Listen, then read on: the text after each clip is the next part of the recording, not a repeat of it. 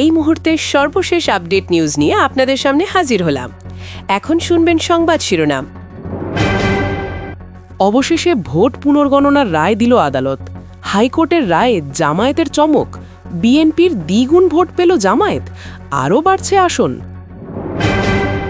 আরও জানাবো, হরমুজে জাহাজ চলাচল স্বাভাবিক করতে লন্ডনে ৩০ দেশের বৈঠক। আপনারা দেখছেন লাইভ নিউজ বাংলা। এতক্ষণ দেখছিলেন সংবাদ শিরোনাম, এখন দেখুন বিস্তারিত। রাজনীতিতে আসল চিত্রটা সবসময় সামনে আসে না। বাইরে থেকে যা দেখি, ভেতরে তার অনেকটাই সাজানো। আপনি হয়তো ভাবছেন এখন যে ইজবর হচ্ছে সেখানকার সবকিছু স্বচ্ছ বা স্বাধীন। আসলে পর্দার পেছনে অনেক কিছু আগেই ঠিক হয়ে থাকে। ৫ আগস্টের সেই রক্তাক্ত দুপুরের পর আমরা অনেকেই ভেবেছিলাম এবার বুঝি সত্যিকারের এক নতুন ভোর আসবে। কিন্তু ভোর ফোটার আগেই অন্ধকারের কারিগররা তৈরি করল এক ভয়ঙ্কর নকশা।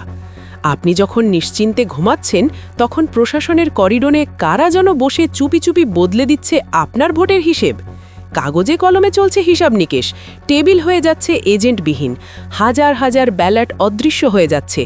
এসব মিলিয়ে রীতিমতো এক রক্তহীন কসাইখানা দাঁড়িয়েছে। আজ সেই চিত্রনাট্য তুলে ধরছি আমরা। সাবধান থাকুন, কারণ এই গোপন ষড়যন্ত্রে শেষ চিহ্নটুকু মুছে যেতে পারেও আপনার নাগরিক অধিকার। বাংলাদেশের নির্বাচনের ইতিহাসে কারচুপির বহু কৌশল দেখেছে দেশ, আর স্বৈরাচারী শেখ হাসিনার আমল তো এই জালিয়াতির ভিন্ন মাত্রা তৈরি করেছিল। কিন্তু ৫ আগস্টের অভ্যুত্থানের পর পুরো দেশ চাইছিল মুক্ত, সত্য আর স্বচ্ছ নির্বাচন। সবাই হয়তো একটু আশাবাদী হয়েছিল, কিন্তু তার বদলে আবারও সামনে এলো এক নতুন উপায়ে পুরানো ছক। বিশ্লেষকরা একে বলছেন সূক্ষ্ম ইলেকশন ইঞ্জিনিয়ারিং। ব্যাপারটা হচ্ছে, বাইরে বাইরে খুব সুন্দরভাবে মিডিয়ার সামনে, বিদেশি পর্যবেক্ষকদের সামনে দেখানো হয় যেন ভোট খুব স্বাভাবিক ও শান্তিপূর্ণ। বুথে গোলমাল নেই, কেন্দ্র দখল তো দূরের কথা, কিন্তু দিনের শেষে যখন ফলাফল ঘোষণা হতে যাচ্ছে, তখনই আসল খেলাটা শুরু হয়। মানুষ যখন বিজয় আনন্দে মেতে উঠতে চায়, ভেতরে তখন রিটার্নিং অফিসার আর প্রিজাইডিং অফিসাররা পুরো ফলাফল উল্টে দেয় কেমন জাদুর ছোঁয়ায়। রেজাল্ট শিটে চলে কাটাকুটি, ব্যালটে এজেন্টের বাধ্যতামূলক সই ছাড়াই প্রকাশ করা হয় ফলাফল। ৫ আগস্টের পর সবচেয়ে বেশি সুবিধা যাদের হাতে তুলে দেওয়া হয়েছে, বলা হচ্ছে বিএনপির প্রার্থীরাই নাকি সেই গোপন চক্রান্তে জিতেছেন অস্বাভাবিক কায়দায়।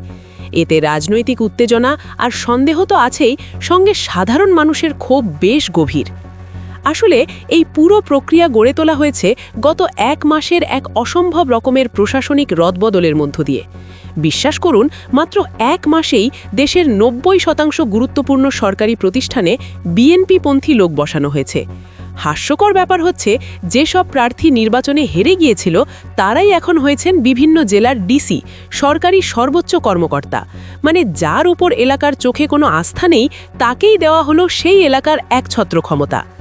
এত দ্রুত রাজনৈতিক দখলদারি গত ১৭ বছরে না দেখলেও এখন যারা ক্ষমতার বাইরে থেকে চালাচ্ছে, তারাই ৩-৪ সপ্তাহে সব বদলে ফেলেছে।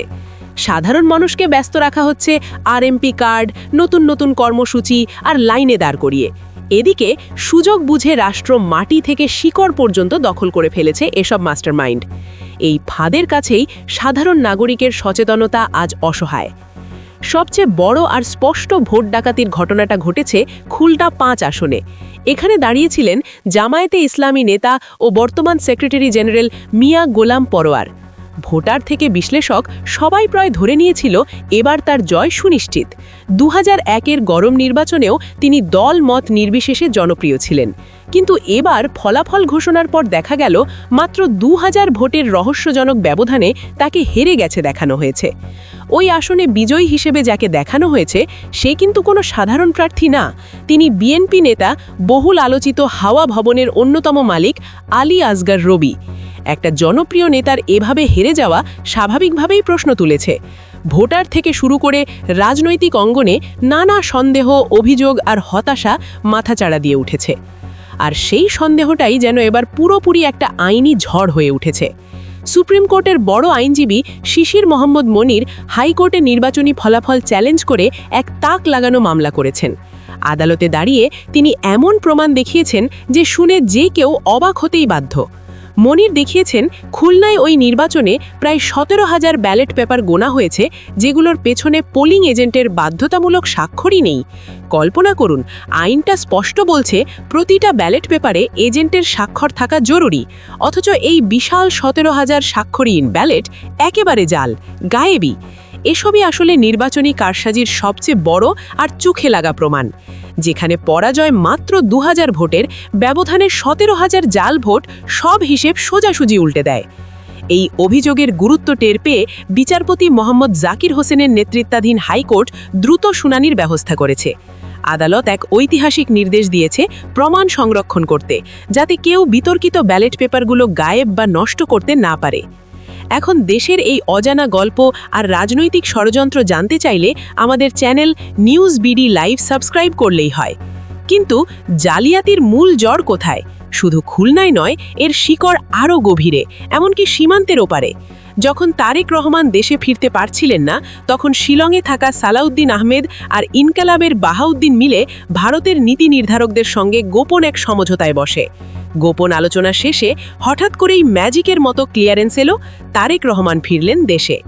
এটা শুধু রাজনীতির সহজ সমঝোতা ছিল না, বরং দীর্ঘমেয়াদী প্ল্যানের প্রথম ধাপ। সম্প্রতি ভারতের শাসক দল বিজেপির এক নেতা ভিডিওতে খোলাখুলি সেই সমঝোতার কথা স্বীকার করেন। বাংলাদেশের সার্বভৌমত্বের জন্য এটা বিশাল প্রশ্ন। যদি এসব সত্য না হয়, বাংলাদেশ সরকার কেন চুপ করে থাকলো? তীব্র প্রতিবাদ তো করতেই পারত, কিন্তু সবাই নীরব। এই নীরবতায় কি আসলে কোনো বড় ষড়যন্ত্রের অংশ? এদিকে নির্বাচনে কারচুপি সত্ত্বেও জামায়াত ইসলামী কেন চুপ ছিল তা নিয়েও গালগল্প আছে। প্রধান কারণ, দেশে যেন অরাজকতা না হয়, কারণ এই সুযোগে নিষিদ্ধ দল আওয়ামী লীগ নতুন অস্থিরতা ছড়াতে পারত। জামায়াতের এই দূরদর্শী ভাবনা তাদের রাজনৈতিক পরিপক্কতা দেখালেও জনগণের ভোটের অধিকার যে ছিনতাই হয়েছে, সেটা এখন সবার সামনে স্পষ্ট। চলুন আবার খুলনা 5 আসনের আইনি লড়াইটার কথাই ফিরে আসি। এই লড়াই চলছে গণপ্রতিনিধিত্ব আদেশের 49 নম্বর ধারার অধীনে।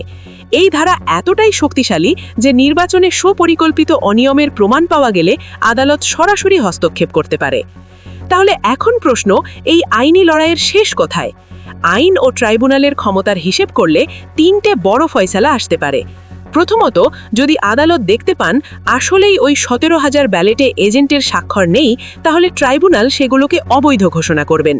দ্বিতীয়ত, এই জাল ভোট বাতিল হলে আরেকবার গণনায় যদি মিয়া গোলাম পরোয়ার এগিয়ে থাকেন, আদালত তখন তাকে সরাসরি বিজয়ী ঘোষণা করবেন।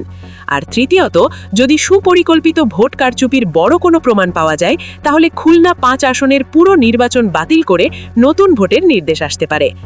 খুলনা 5-এর এই আইনি লড়াই আসলে শুধু ব্যক্তিগত নয়, এটা গণতন্ত্র ফিরিয়ে আনার লড়াই। আমরা নতুন বাংলাদেশের স্বপ্ন দেখছিলাম, কিন্তু যদি প্রিজাইডিং অফিসারদের কারসাজি বা অদৃশ্য ভোটের খেলা চলতেই থাকে, তাহলে 16 কোটি মানুষের ভবিষ্যৎ কোথায় গিয়ে দাঁড়াবে? মানুষ আসলেই চিন্তা করছে। সবার আগে সর্বশেষ আপডেট নিউজ দেখতে সাবস্ক্রাইব করে আমাদের চ্যানেলের সাথেই থাকুন। আমাদের নিউজ ভালো লাগলে লাইক, কমেন্টস ও শেয়ার করুন। ধন্যবাদ সকলকে।